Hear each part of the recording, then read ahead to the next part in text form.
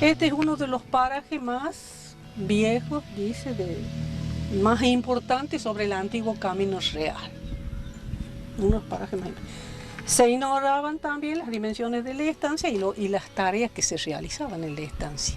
Y me puse a escribir el recorrido que tenían las carretas en el siglo XIX y antes. El recorrido que tenían las carretas que venían del litoral, por Santa Fe, Córdoba, Caminega, y de acá pasaban a las Salinas Grandes y Cuyo. ¿Sabes? Acá era como ser un campamento de carreta.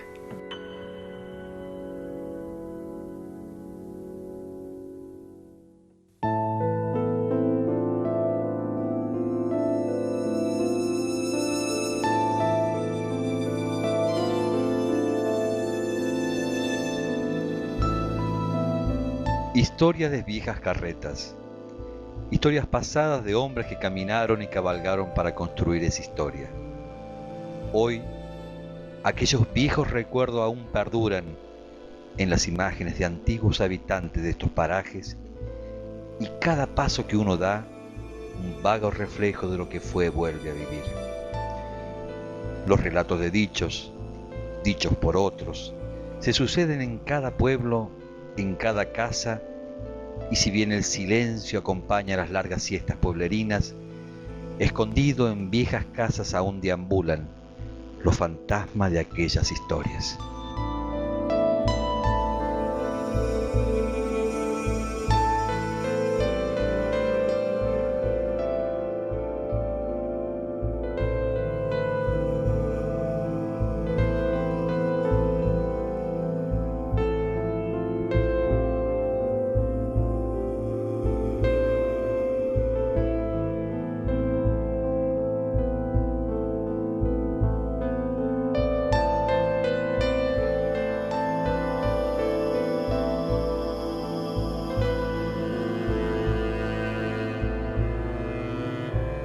Mercedes de tierra con encomiendas indígenas.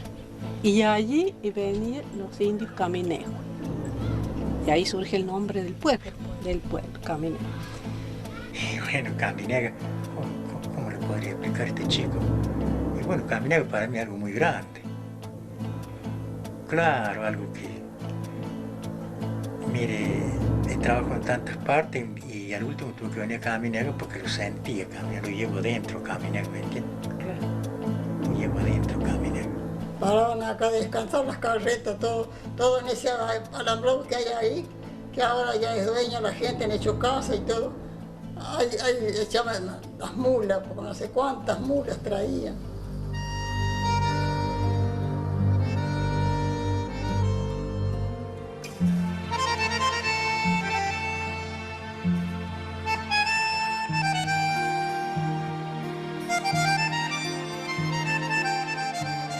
Y en el censo de 1840 ya había más mujeres, 640 mujeres y 500 hombres.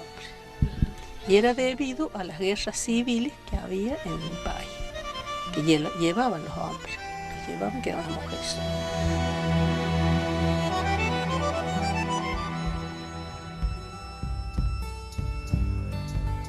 Y en verdad quedaban mujeres solas, porque en este norte cordobés, allí donde en cada rancho viejo, donde en cada huella del camino, aún se sienten los gritos de tropeles, y cada palmar que tiene el camino fue testigo mudo de hechos que conmovieron al país.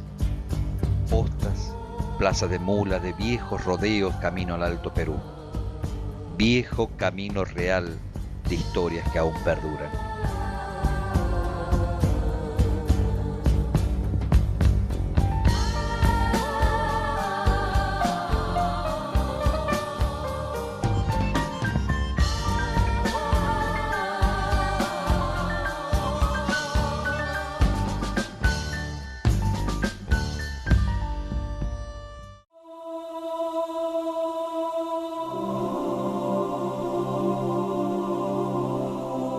Vuelvo las páginas, una tras otras, amarillas, polvorientas.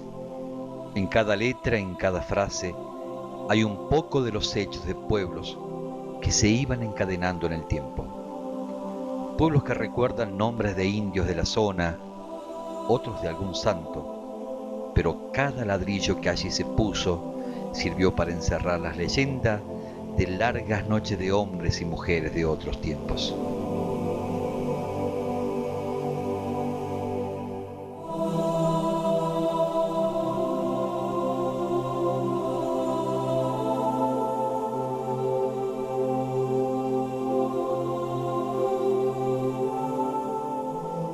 El primer dueño de este pueblo fue, como ya se repartieron los solares, el primer dueño fue Diego Celis de Burgos. En el año 1600 se lo otorgaron a él, a esta tierra. Cuando en 1611 él ya la transfiere al hijo de Jerónimo Luis de Cabrera, a Pedro Luis de Cabrera. Y entonces ellos son los que ya formaron acá la estancia, ya comenzó a llamarse Estancia de Caminea, era la estancia. Y de ahí en la estancia, de ahí surge la capilla, así que es al mismo tiempo la capilla. Se dice también que acá, esta plaza, acá era el cementerio, en ese tiempo. Ah, sí. Claro, la iglesia la tenían al frente y el cementerio acá. Acá fue una estancia de un hijo de Jerónimo Luis de Cabrera, acá en Caminea. Y cuando se hizo la estancia esta, hacen la iglesia, que es para un oratorio, y el cementerio está al lado. Entonces al frente de la policía estaba el cementerio, y la estancia estaba por ahí por frente de la escuela, por ahí tenía que estar. Y el cementerio estaba ahí al frente de la policía y la iglesia.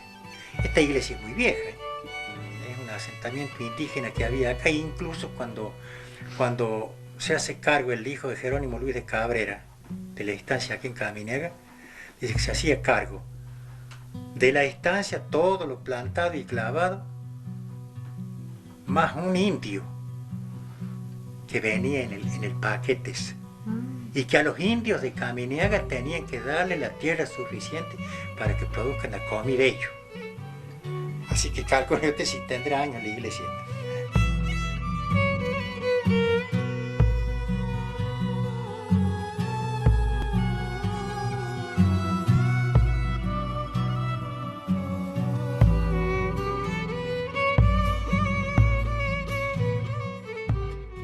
Por acá pasó Facundo Quiroga, dice, por esta ruta. Lo mataron en Barrancayaco, camino de Dianfone para Córdoba. En San Pedro, en la estancia, todavía había ¿cómo le llaman? Donde van las ruedas, esas cosas redondas donde van a entrar. Así, el eje, un eje. A donde entra el eje, hay un banco así de madera, así, redondo, con agujeros. Esa ciudad de las ruedas de las carretas de Facundo Quiroga. Ahí todavía lo tiene como historia, porque San Pedro Viejo es.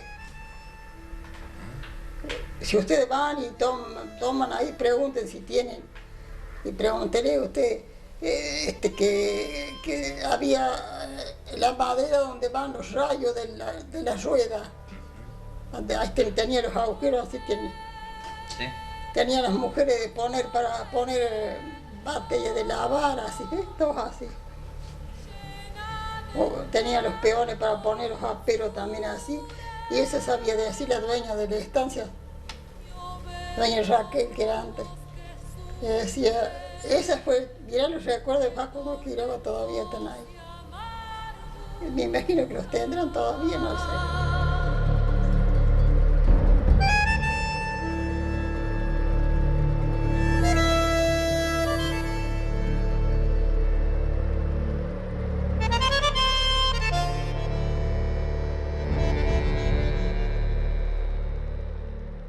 Y el paso de las carretas, sí lo tenemos acá, lo tengo el camino trazado, porque para eso yo me traslado al rayo cortado y me posesiono allá, y de allá lo empiezo a agarrar el camino para acá, al trayecto, el recorrido que tenía las carretas.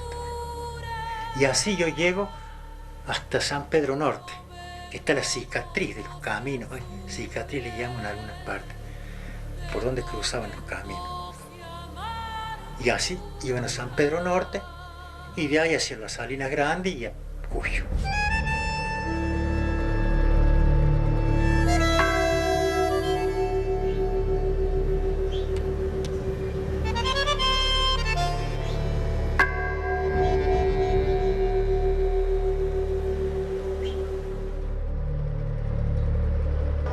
La posta de Facundo Quiroga paraba la carreta, era allá donde había un algarrobo grande, la casa de los Ávila, que es por la ruta así.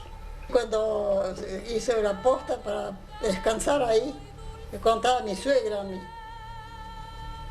que durmió en la iglesia esa que tienen ahora, que es hecha por los jesuitas.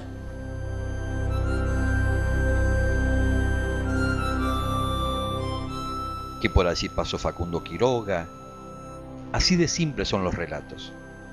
Cada piedra, cada mojón tiene historia, y son ellos, sus viejos habitantes, que parecen que lo quieren atesorar, como el único y valioso tesoro de la historia de estos pequeños pueblos.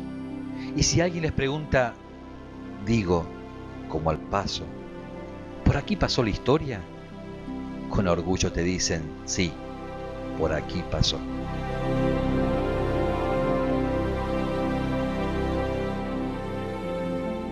San Pedro era un pueblito chico, todos eran casitas de calle, techo de paja, y de poco en poco la gente, porque entonces las estancias tenían muchos empleados, San Luis, San Pedro, Santa Rosa, Santa Bárbara, todo eso había muchos peones, pero empezaron a vender y quedar gente que no tienen más que 2 o 3 apenas que... Nosotros sabíamos estar en San Pedro, así que pasan donde está la capilla, ahí estuvo mi viejo, era empleado ahí, era encargado de la estancia, trabajaba en ahí.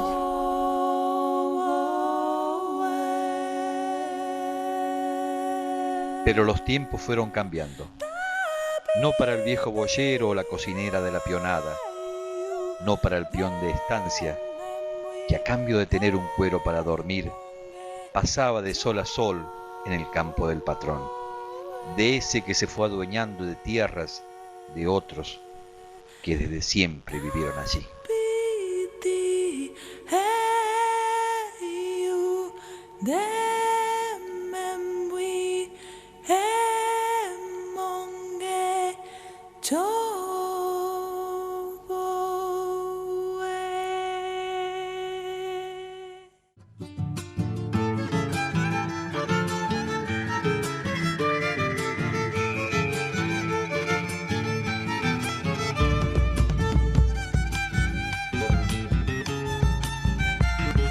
Pero estos parajes también guardan otras historias que no solo hablan de viejas carretas o de gauchos forajidos.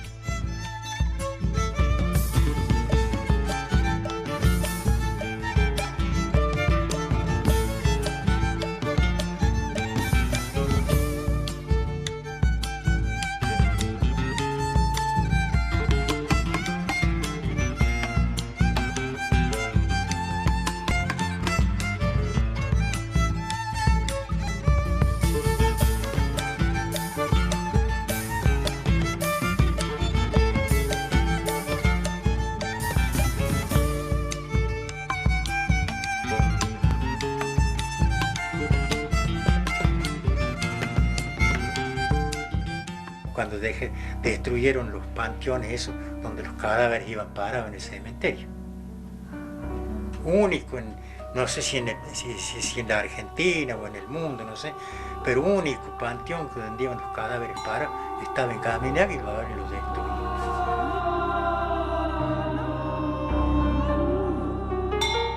Por allí dicen que pasaron muchas veces, con destinos inciertos, otros hombres, otras mujeres, otras lenguas, otras vestimentas.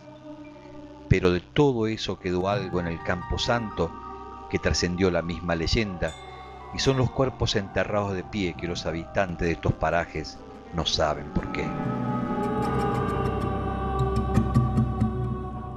Me dijo ella que habían sido unos turcos que tenían ahí negocio y murieron.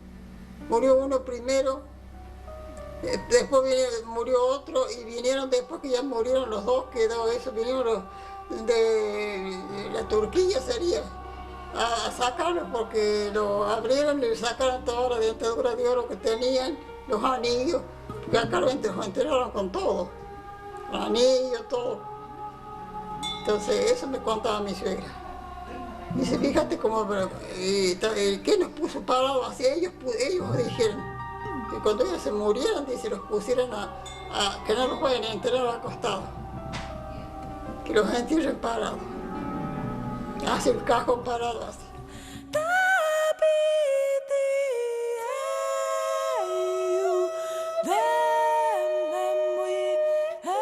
En los recuerdos se mezclan las historias y también aparecen en viejas letanías las imágenes de aquellos que dejaron en piedras, en morteros, en cananas, parte de lo que fueron. Y frente a esto se levanta el omnipotente poder de la cruz que marca el horizonte de lo que fue la conquista. Vivíamos entre medio de sierras así enormes, a donde había casa de los indios todavía en piedra. Hay piedras como esta casa. Son cuevas de los indios, redondas así, hechas por los indios. Hay piedras escritas por los indios, así que en idioma de ellos. Hay unas mesadas de piedras así grandes, como la mitad de esto. Arriba hay morteros así. Están algunas casas viejas justamente a donde dejan el pueblo y entran para acá. Ahí no hay unas casas muy viejas son.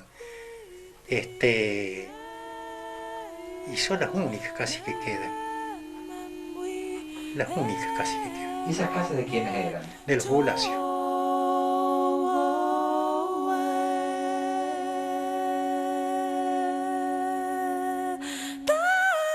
Crió mis 7 hijos yo. Muy feliz. Gracias a Dios. Con lo poco que se pagaba, pero pasamos muy bien. Yo en la estancia atendía la peonada, estancia San Pedro. Todo hacía la comida yo para ellos. A nosotros nos pagaban nada. El patrón nos daba todas las mercaderías para que hagamos comida. Y después del sueldo. El sueldito era mínimo. En aquel entonces eran 30 pesos. Mi mamá nació acá. Nació en esta casa. También nació en esta casa. Acá nací yo y acá nacieron todos mis hijos. 3 hijos que tengo, varones. Nacieron. Yo iba a la escuela de acá iba a la escuela. Y bueno, como le dije anteriormente, escasamente, terminé el 2º grado y después ya el 3º ya no lo terminé. Ya fue incompleto, ¿sabes? Y esa es la instrucción que tengo yo.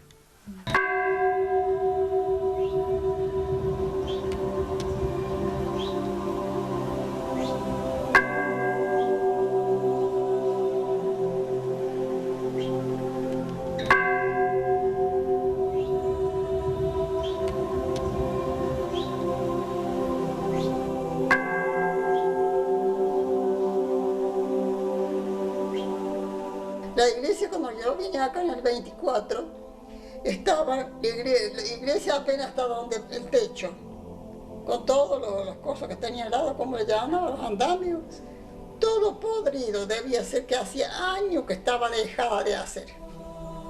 Y vinieron unos gringos, y empezaron a trabajar a esta iglesia. En el 34, en el año 29,